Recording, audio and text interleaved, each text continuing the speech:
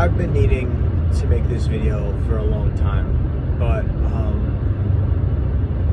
I didn't really realize it till a while ago, or not a while ago, a few days ago. And I think I should start this off by talking about one of the first things I did today after I finished my final for class.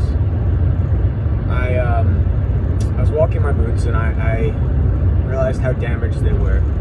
I still love them. I still loved wearing them and I still loved how they looked, but it was obvious by this point that they just weren't made to be worn anymore. And I threw them out. I love those boots so much. I got them at the beginning of the year at the thrift store at college, and I figured, God, these boots look great, and I made them my own. I painted them and I wore them to tons of events, but I had to let them go, and I had to realize that I've got to do something greater and better for myself. And I guess that's really what is going on in my life right now.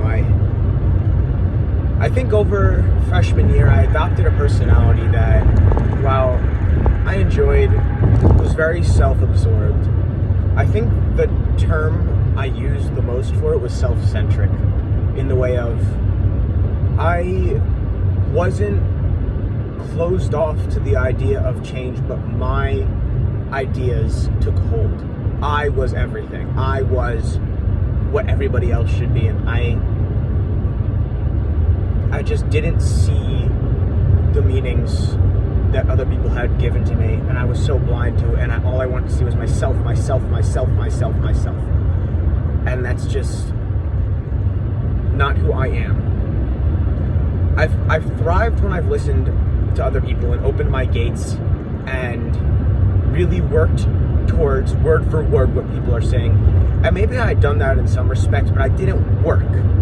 I did the bare minimum of what people would tell me to do, and that's not who I am. And I lost a lot of people I love, and it's my fault, and it's nobody else's, and I was selfish.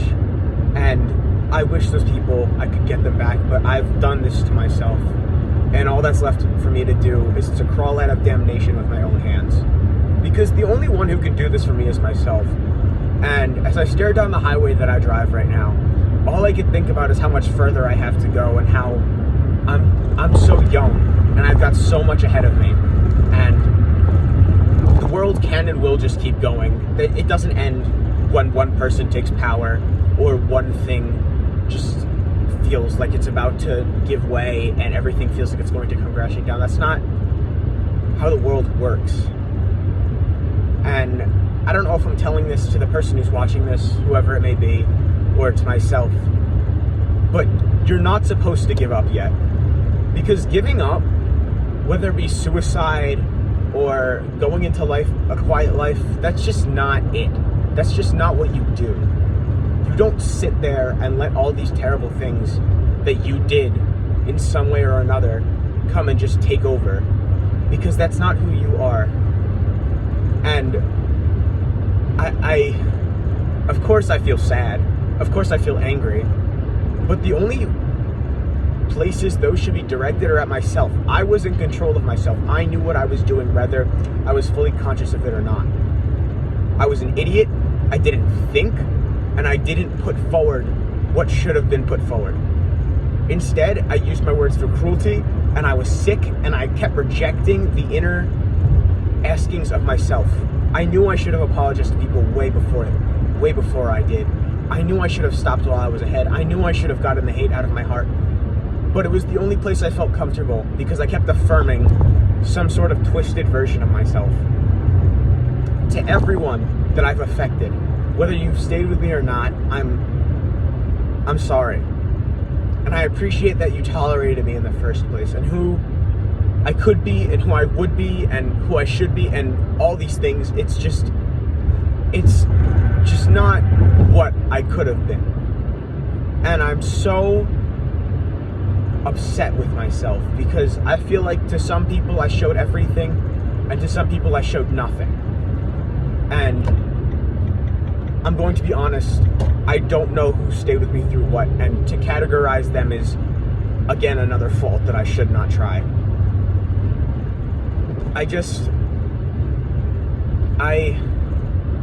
Part of me really wishes that the people that I hurt see this video in some way or another, and it gets to them, and not that they realize that I've changed, because I haven't yet. All I've realized is that I need to change. And I will work, and I will put forth the effort. I think a few things that I've done just to start is I started putting screen time on apps that I feel bring me immense joy, because I need to work on stop self-affirming.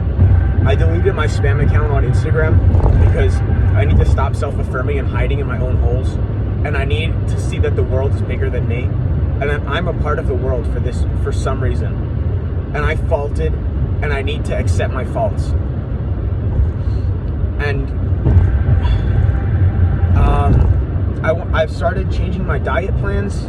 Obviously it's going to take a while, but I need to deal with things that I've been putting on the back burner for way too long. And I think my biggest issue in life is that I go to extremes, and that I push myself too hard, and then I burn out, and I feel sick, and I'm just disgusted with all my efforts because I'm like, it was all for nothing. But it's not going to be this time. It won't be. I don't know how to describe it, but it's just not going today. I'm reaching the summer, and I'm reaching when I'm usually at my greatest, when I'm at my most infinite, when I can feel things and when I can see what's ahead of me. And I just pray it's good. And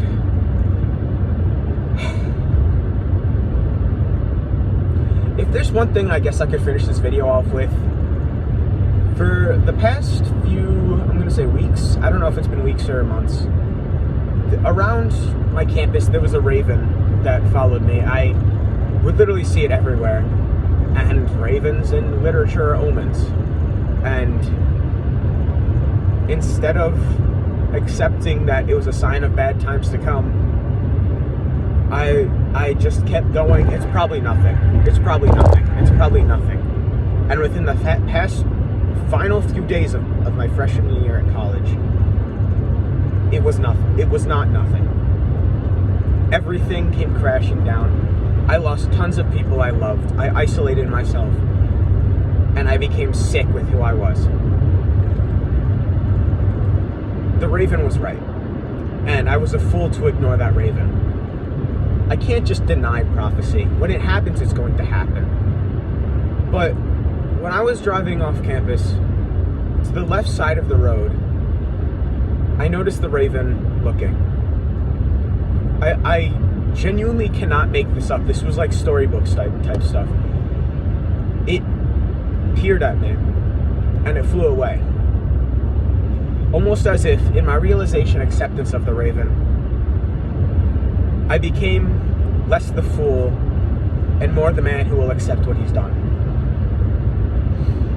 I am the raven because I'm the fool. I was the sign of dark times, and maybe I cannot escape that, but I can do what a raven can to achieve it. Because just like any bird, it can fly into a blue sky and see beyond, go beyond, and I will make the best out of being the raven, whatever that may be. So, to all the people I have wronged, whether you are still with me as my friend or not, I am sorry. I am sorry that I rejected my role. And I am sorry that I kept rejecting who I was and putting my emotions of hate, anger, love, happiness. I forced everything upon to others because I myself could not take it. And that's not who I am anymore. No, that's still who I am, but I'm going to work to not be like that. I will push myself in ways I couldn't even imagine beforehand, because I've already been through so much. way before any of these events. And now I'm just going to go through more and more and more and more. And whatever may come, I must accept that role. So, I guess if there's one thing I could say to anybody, not just the people who know me, just accept yourself. You are predestined in some ways, but you are not in others. And I think that's what makes you great. Because when you become that balance, why is this? I'm doing the Italian thing. When you become the balance, the shift forward, the strength, and everything that you've been waiting on, I think that's when you really realize you are just the darkness as you are the light. You are not gray, but you're any color you choose. It's just up to you to choose it. So, accept yourself.